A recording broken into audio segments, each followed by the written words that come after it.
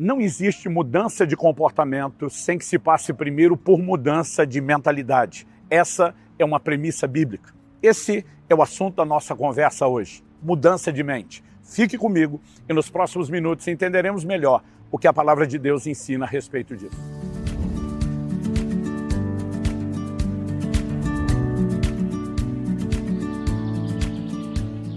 Estou hoje em Bauru, São Paulo, no Parque Vitória Régia, passando para trazer mais uma palavra ao seu coração.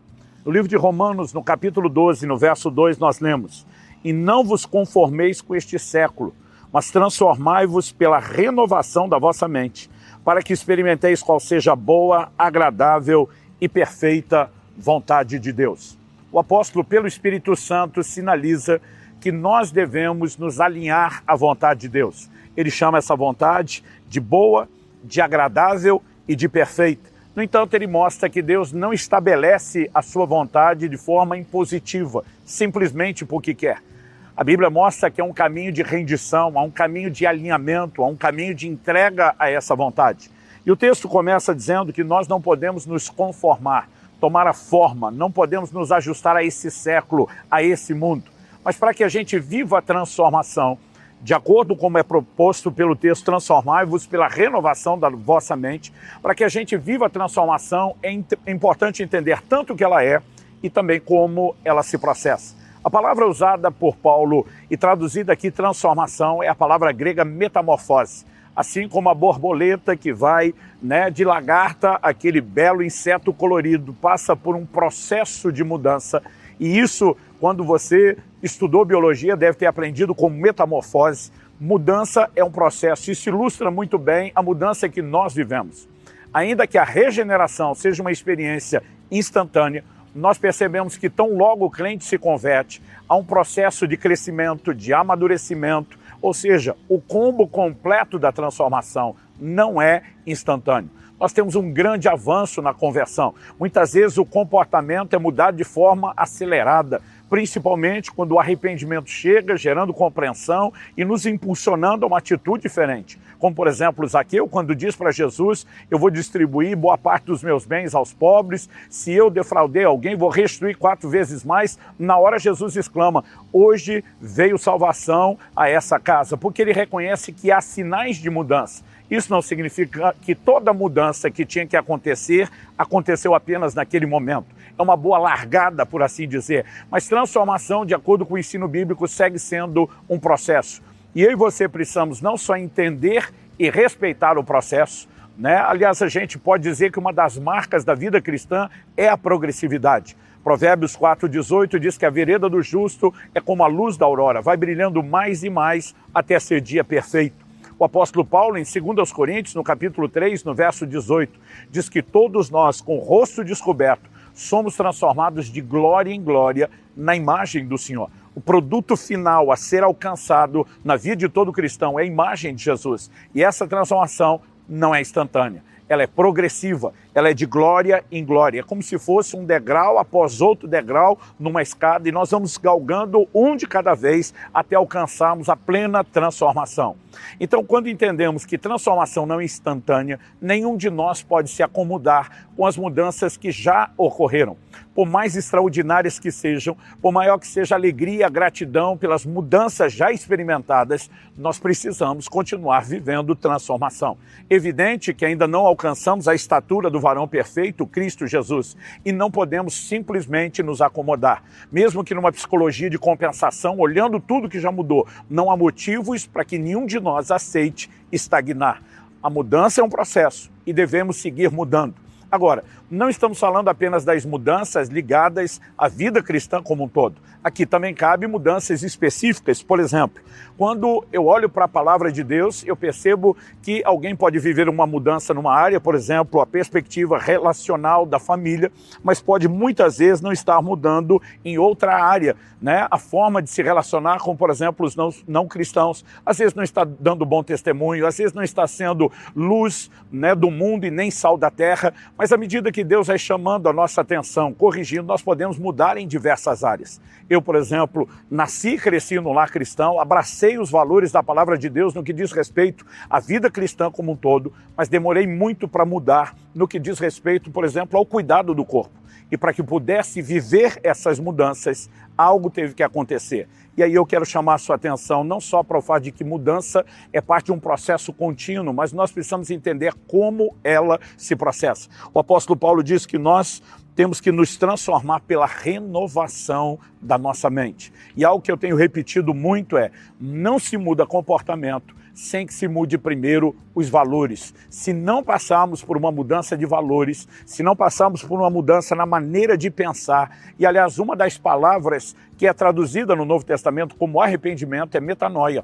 Metanoia significa mudança de mente, mudança de pensamento, que normalmente é o que vai produzir a mudança de atitude, a conversão, né? Aquela mudança do caminho que está sendo seguido. E ao olharmos para a palavra de Deus, nós percebemos que isso é uma ênfase recorrente. Por exemplo, o apóstolo Paulo escreve aos Efésios, e ele diz no capítulo 4, a partir do verso 22 até o 24, novamente nós vemos essa menção da importância de uma renovação na forma de pensar. A diferença é que aqui, em vez de usar a expressão mente, o apóstolo vai falar entendimento. Ele diz, no sentido de que quanto ao trato passado, essa palavra aqui traduzida, trato passado, no grego, anastrofe, ela significa o modo de vida, a conduta, o comportamento, a postura. Então, basicamente, ele está dizendo, no sentido de que quanto ao comportamento, né, vos despojeis do velho homem que se corrompe segundo as concupiscências do engano, e vos renoveis no espírito do vosso entendimento, e vos revistais do novo homem, criado segundo Deus em justiça e retidão, procedentes da verdade. Para que alguém possa se despir do velho homem, e aqui a ideia é comportamento, e se revestir do novo, novamente, mudança de comportamento. Mudança do comportamento antigo, de alguém que não era convertido, para um comportamento que se adequa e se ajusta àquilo que é esperado de alguém que se converteu a Cristo. Para que isso aconteça, novamente há uma ênfase. Vos renoveis no espírito do vosso entendimento. Se o entendimento não muda, se os valores que povoam, permeiam a nossa mente não mudam, se não há mudança de mentalidade, não haverá transformação, não haverá mudança de comportamento. Então a pergunta a ser feita é, se já entendemos que é necessário viver transformação contínua, progressiva, se já entendemos que a transformação não acontece a não ser por meio da mudança de mentalidade, então a pergunta a ser feita na sequência é, o que nos ajuda a viver a mudança de mentalidade, para que então a gente possa viver a mudança de comportamento.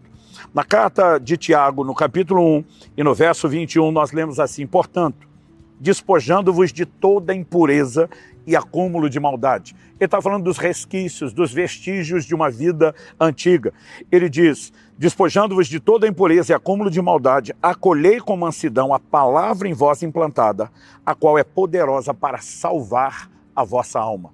Quando a gente ouve a expressão salvar, salvação, a gente pensa apenas no sentido espiritual pleno, de ser resgatado da condenação eterna do inferno para o céu, de ser perdoado de pecados. Mas a palavra aqui traduzida salvar, no original grego sozo, ela é da ideia de cura, de restauração.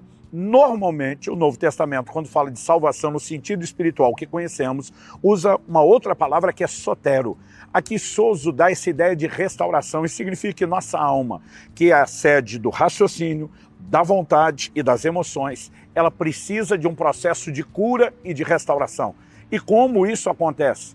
O texto diz, acolhei com mansidão a palavra em vós implantada. Ela é poderosa para salvar as vossas almas. Então, assim como quando falamos de mudança de mente, de entendimento como um fundamento necessário para a mudança, aqui o texto mostra que o que tem o poder de produzir a mudança de mente é a palavra de Deus. No Salmo 19:7, nós lemos que a lei do Senhor é perfeita e restaura a alma. Muitos de nós, quando nos convertemos, trazemos o que, na versão que eu estou usando aqui, foi traduzido como acúmulo de maldade. Em outras, aparece a versão vestígio. O que é o vestígio? São os restos. Muitas vezes, uma perícia criminal, por exemplo, ela vai examinar uma cena do crime e, através dos vestígios, eles conseguem decifrar o que aconteceu. onde está um furo de bala na parede, qual a direção da trajetória da bala para saber exatamente qual era a distância e o ângulo do tiro. Nós podemos dar diversos exemplos, né? Agora, o vestígio indica que alguma coisa esteve lá. E quando nós olhamos por esse lado, e a palavra de Deus está dizendo que nós temos que nos despojar do vestígio da maldade, significa não que quando Deus nos perdoou, que Ele não nos limpou direito, mas algumas marcas do comportamento, elas permanecem. E elas precisam ser eliminadas para que haja a mudança.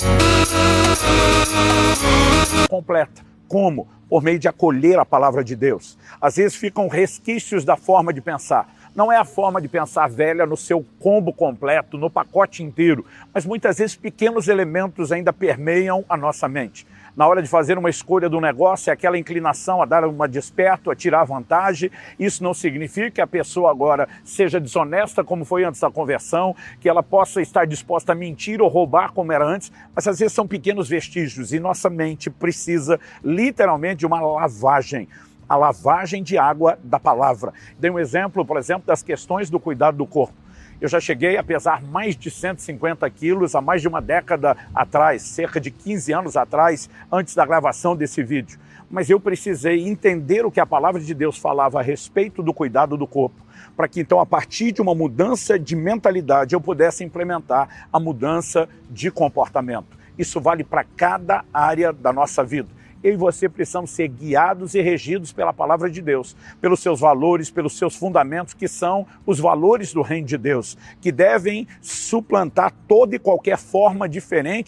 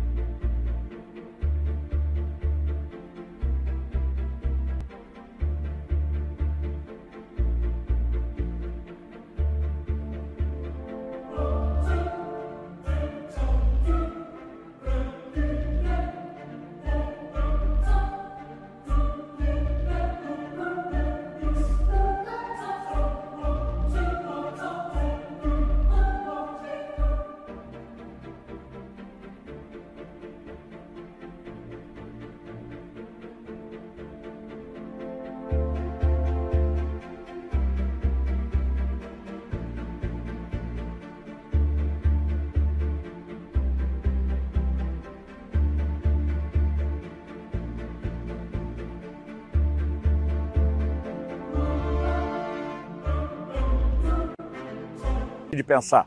Não é o meu entendimento, não é a minha maneira de avaliar a vida que deveria me reger, e sim aquilo que o Criador tem estabelecido e determinado. E para que a nossa mente seja mudada pela palavra, nós precisamos de tempo com ela. Eu quero terminar deixando um desafio. Gaste tempo lendo a Bíblia, não apenas para saber no que você deve crer, mas para que isso tenha esse poder sobrenatural de mudar a sua forma de pensar e assim, consequentemente, afetar o seu comportamento. E dessa forma, que você glorifique a Deus por meio de uma vida diferente que exalta Jesus Cristo.